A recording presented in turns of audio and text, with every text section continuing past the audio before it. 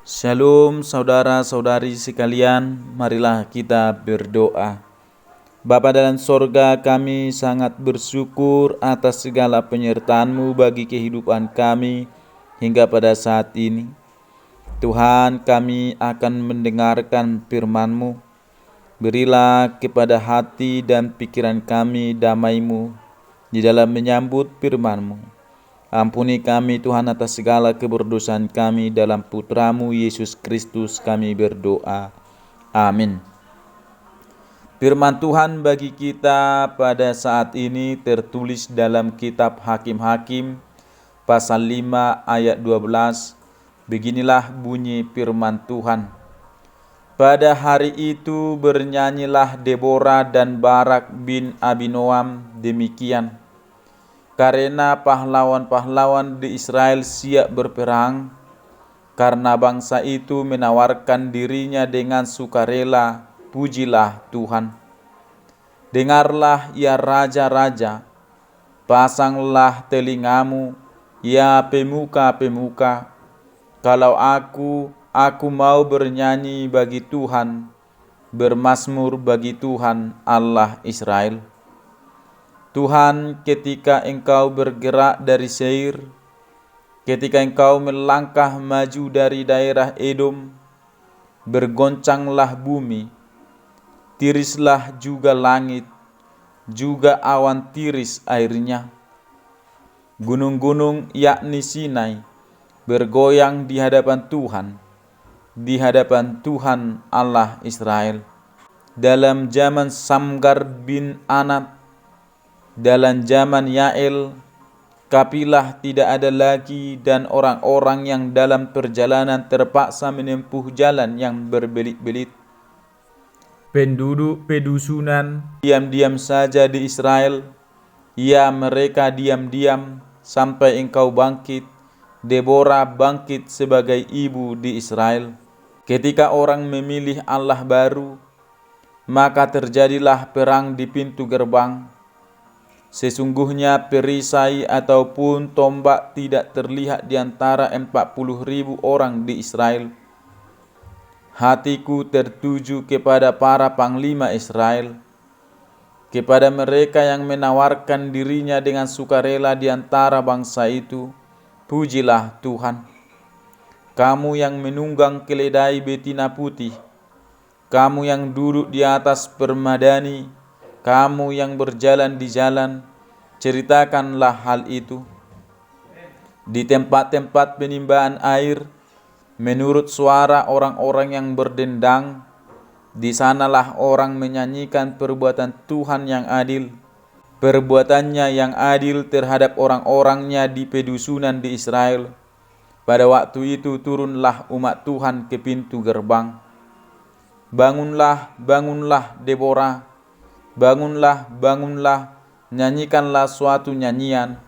Bangkitlah Barak, dan giringlah tawananmu, hai anak Abinoam. Demikian bunyi firman Tuhan. Topik firman Tuhan ini, pujilah Allah. Saudara-saudari seiman, nyanyian adalah sesuatu yang biasa kita jumpai dalam keseharian. Pada umumnya, musik dan lirik menggambarkan isi hati sang penggubah lagu. Selalu ada maksud yang ingin disampaikan melalui lagu tersebut. Demikian juga dengan nyanyian kepada Tuhan. Orang-orang yang mengasihinya memiliki tujuan memuliakannya. Nyanyian rohani atau puji-pujian dapat menjadi sebuah ungkapan syukur dan pernyataan iman kita kepada Tuhan. Nyanyian juga merupakan bagian yang sangat dihargai dalam budaya Israel dari dahulu hingga sekarang. Hal ini terlihat dari gubahan lagu Deborah sesudah kemenangan Israel atas Kanaan. Bagian ini merupakan pujian yang menceritakan tentang kemenangan Israel yang dicatat pada pasal sebelumnya, yang mengisahkan kepada kita tentang perkara-perkara besar apa yang telah dilakukan Allah bagi Israel. Di dalam pasal ini kita mendapati balasan yang penuh syukur yang mereka berikan kepada Allah. supaya segenap jemaat di segala zaman dapat belajar melakukan pekerjaan surga itu, yaitu memuji Allah. Pasal ini berisi nyanyian kemenangan yang digubah dan dinyanyikan pada perayaan kemenangan yang gemilang itu, yang diperoleh Israel atas pasukan-pasukan Yabin, Raja Kanaan, dan segala sukacita yang dihadirkan oleh kemenangan itu. Allah dipuji lewat sebuah nyanyian yang merupakan ungkapan sukacita yang sangat alami. Deborah sendirilah yang menulis nyanyian ini, seperti yang tampak dalam ayat 7, sampai aku Deborah bangkit. Deborah mempergunakan karunia-karunia yang diterimanya sebagai seorang nabiah dalam menggubah nyanyian ini. Alunan di sepanjang lagu itu sangat indah dan luhur. Penggambarannya sungguh hidup, ungkapan-ungkapannya sungguh elok, dan di dalamnya kelembutan dan keagungan bercampur dengan begitu mengagumkan. Dan kita dapat menduga bahwa Deborah mempergunakan kuasanya sebagai seorang pemimpin dalam mewajibkan pasukan Israel yang menjadi penakluk itu untuk mempelajari dan menyanyikan nyanyian ini. Deborah memulai nyanyiannya dengan mengucap haleluya seperti pada umumnya. Pujilah atau berkatilah, karena memang itulah kata yang dipakai Tuhan. Nyanyian ini dimaksudkan untuk memuliakan Allah. Itulah sebabnya ungkapan ini ditempatkan pertama-tama untuk menjelaskan dan mengarahkan segala sesuatu yang disampaikan selanjutnya. Seperti permohonan pertama dalam doa Bapa kami, dikuduskanlah namamu. Di sini ada dua hal yang membuat Allah dipuji.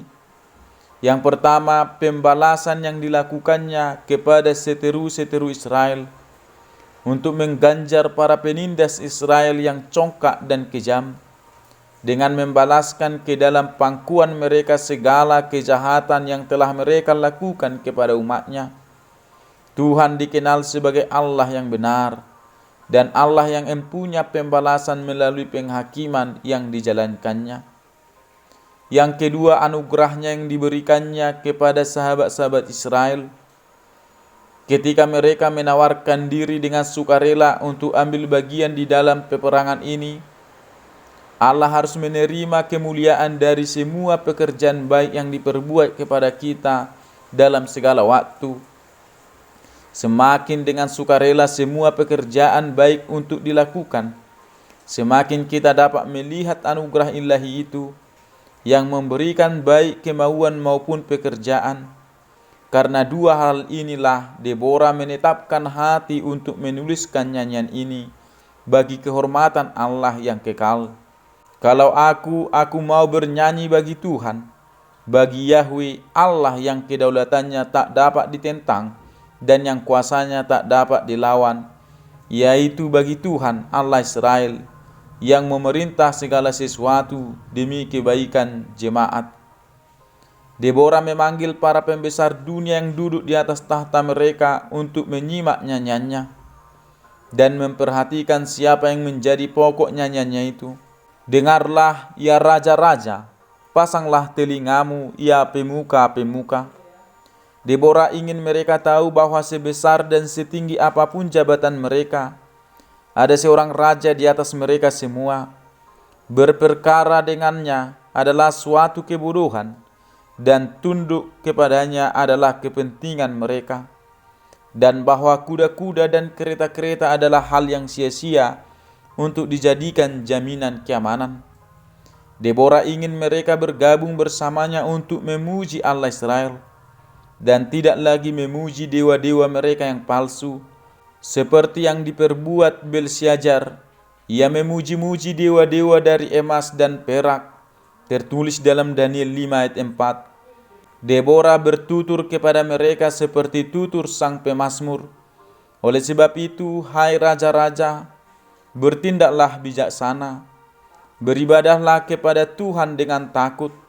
Deborah ingin mereka diperingatkan oleh nasib yang menimpa Sisera, dan jangan sampai berani mencederai umat Allah sedikit pun, sebab Allah cepat atau lambat akan membela perkara mereka dengan gigih. Deborah melihat kembali penampakan-penampakan Allah pada waktu dulu dan membandingkan penampakan ini dengan penampakan-penampakan itu untuk semakin mengagungkan Sang Pencipta yang mulia dari keselamatan yang agung ini. Apa yang sedang dilakukan Allah sekarang haruslah mengingatkan kita akan apa yang telah dilakukannya dulu.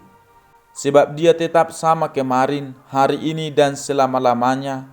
Dalam ayat 4, Tuhan, ketika Engkau bergerak dari Seir. Perkataan ini dapat dipahami sebagai penampakan-penampakan dari kuasa dan keadilan Allah melawan seteru-seteru Israel untuk menundukkan dan menaklukkan mereka. Dan dengan begitu, apa yang tertulis dalam kitab Habakuk 3 ayat 3 sampai 4 dan seterusnya serupa dengan perkataan ini, di mana kehancuran musuh-musuh jemaat digambarkan seperti itu.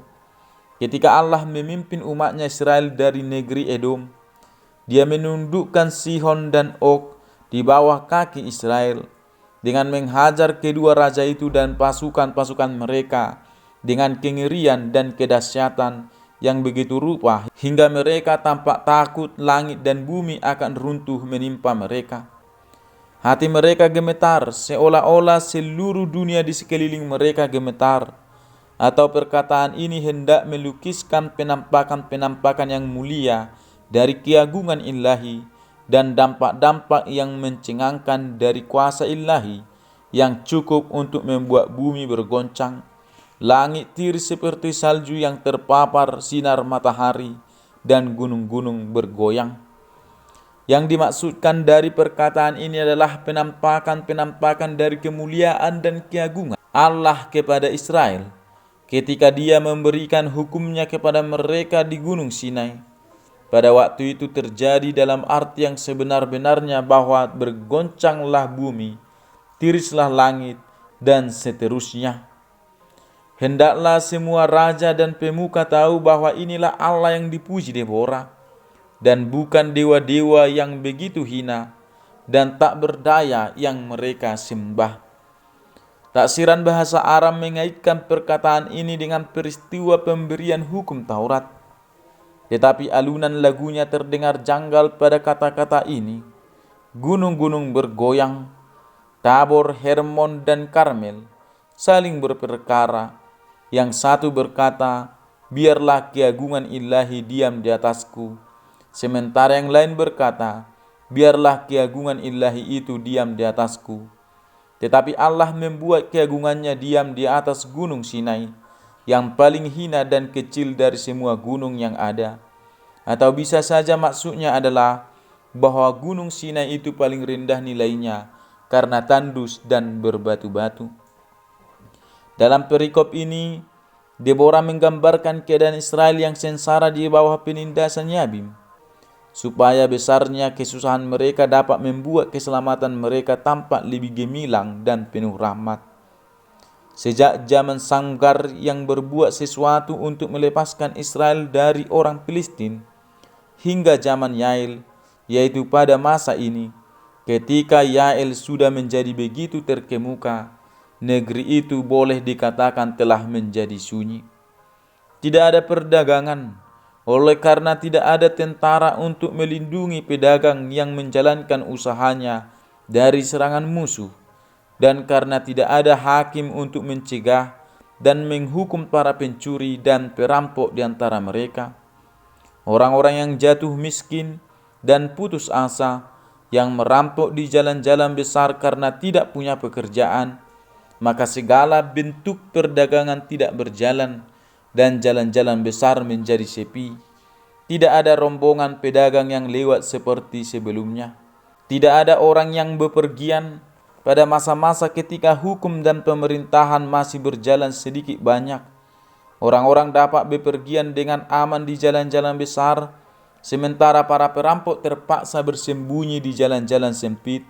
Tetapi sekarang sebaliknya, para perampok menyerang dengan bebas di jalan-jalan besar tanpa hambatan, sementara orang-orang baik yang sedang dalam perjalanan terpaksa berjalan mengendap-endap di jalan-jalan sempit, senantiasa dicekam ketakutan.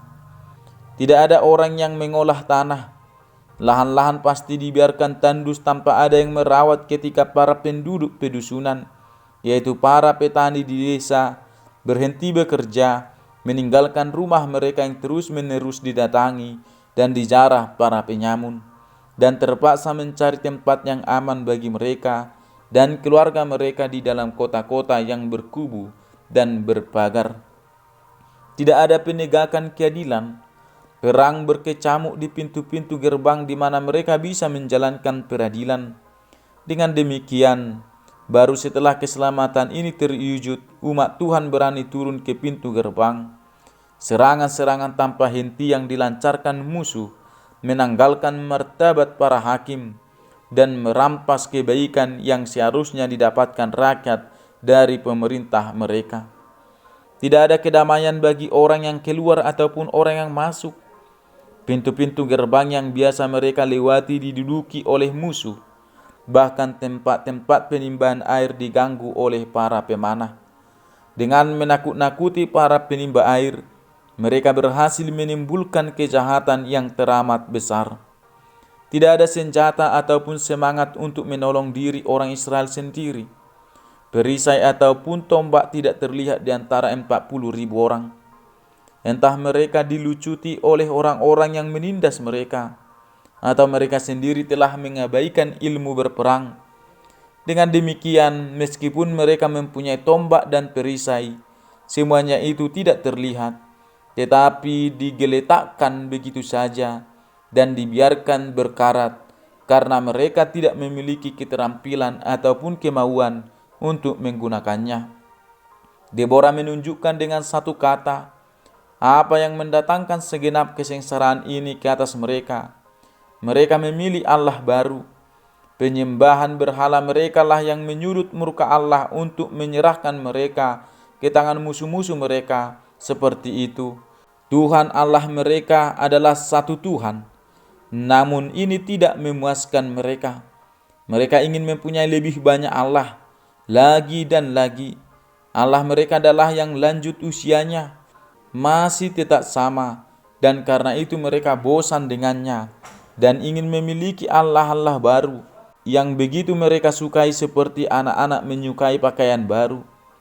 Nama-nama yang baru diciptakan dan pahlawan-pahlawan yang baru diangkat sebagai orang suci, bapa leluhur mereka.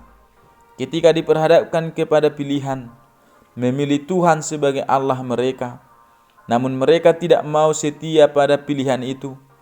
Mereka ingin mempunyai Allah pilihan mereka sendiri. Deborah memberi perhatian pada kebaikan Allah yang besar terhadap Israel dalam membangkitkan hakim-hakim untuk membereskan masalah-masalah ini.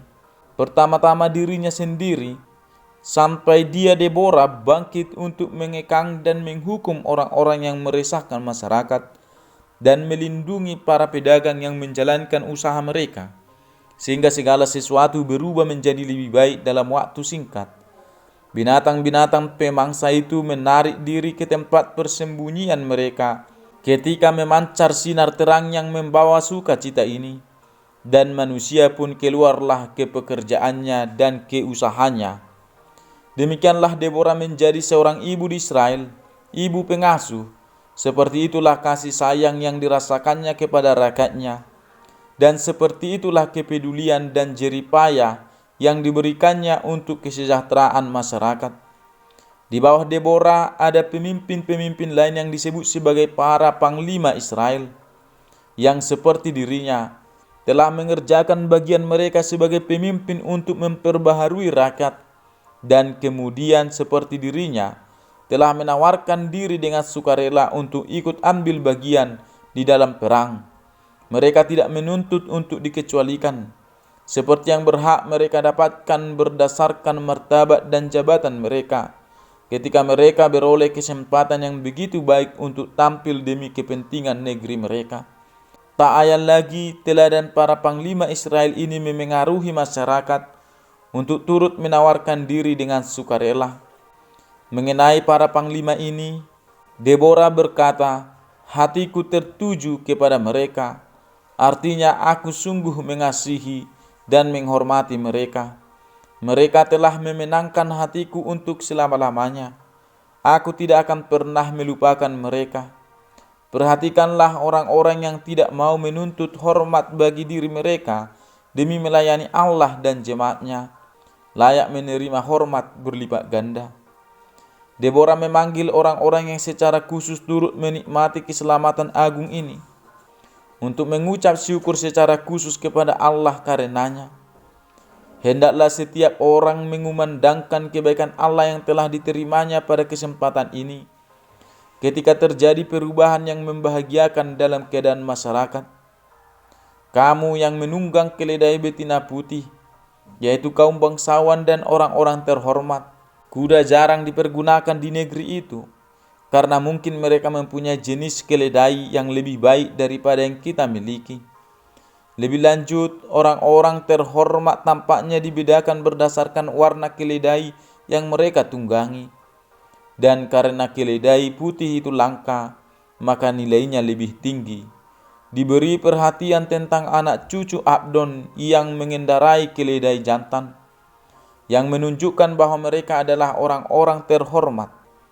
Biarlah orang-orang yang melalui keselamatan ini tidak hanya dipulihkan pada kemerdekaan mereka, seperti orang-orang Israel lainnya, tetapi juga pada martabat mereka memuji-muji nama Allah.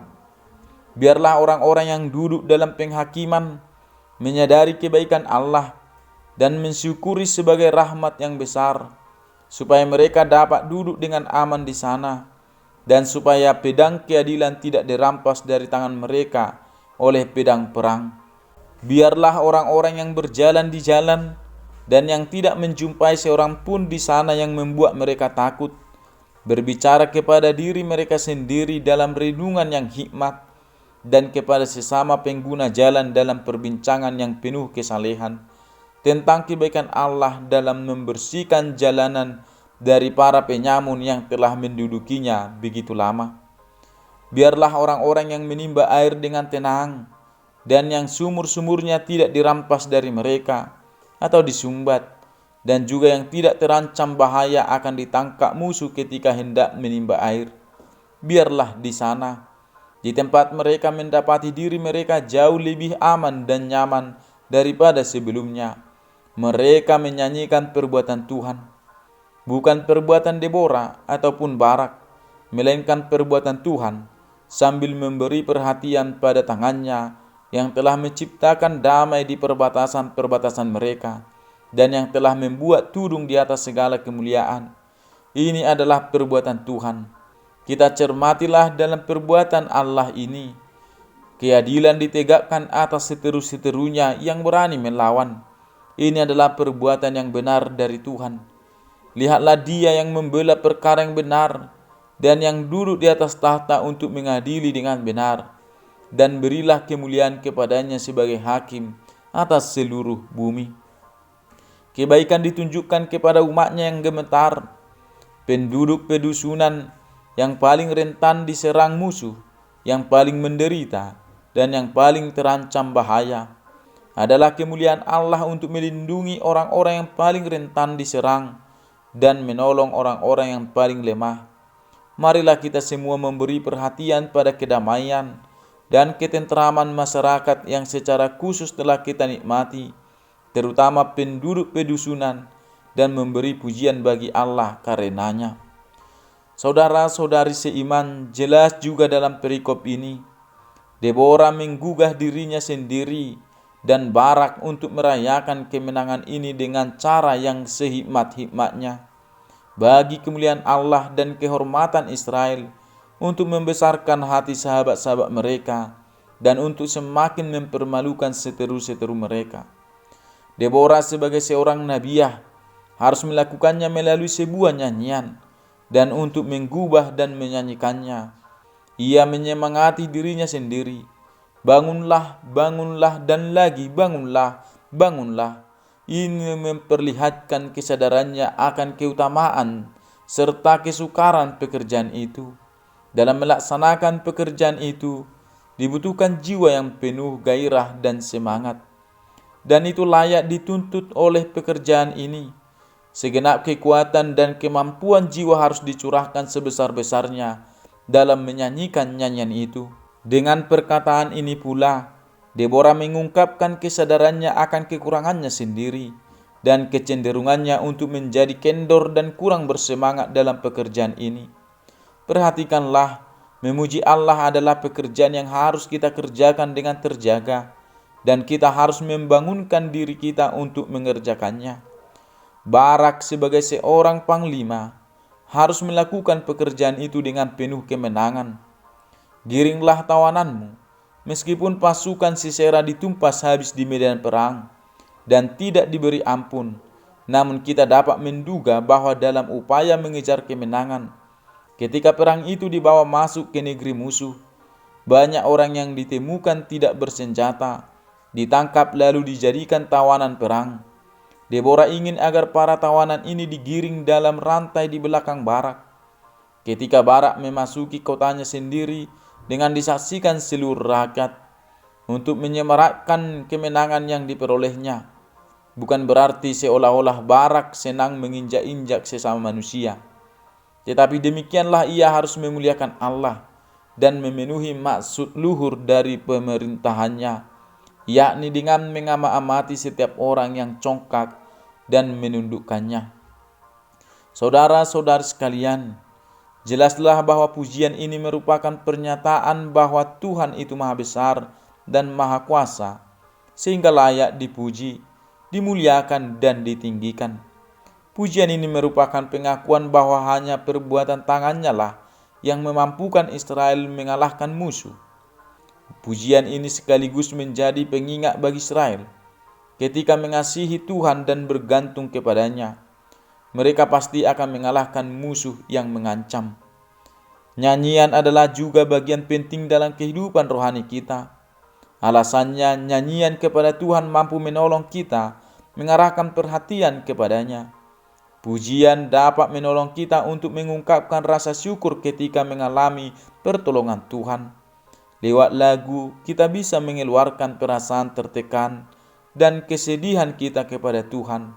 Dengan memuji Tuhan, kita bisa menghadapi kekhawatiran dan merasakan damai sejahtera. Apapun yang sedang kita alami dalam hidup ini, baik sukacita maupun tekanan berat, memuji Tuhan akan menolong kita untuk membangkitkan pola pikir dan sikap hidup yang lebih positif. Mari kita senantiasa memuji kebesaran Allah dengan segenap hati seumur hidup kita. Nyanyian yang tulus menyenangkan hati Allah. Kita perlu menyediakan waktu khusus untuk menyanyikan pujian kepada Tuhan. Amin. Kita berdoa. Bapa dalam surga, kami sangat bersyukur buat firman-Mu Tuhan, yang mengajari kami dan memberikan kepada kami dorongan untuk memuji nama-Mu. Atas segala kebesaran-Mu, atas segala perbuatan-Mu dalam kehidupan kami. Kiranya Engkau tolong kami Tuhan dalam Roh Kudus-Mu untuk melakukannya. Hanya dalam Putra-Mu Yesus Kristus kami berdoa kepada-Mu ya Allah. Amin. Salam sejahtera bagi kita semuanya, Bapak Ibu, saudara-saudara sekalian. Shalom.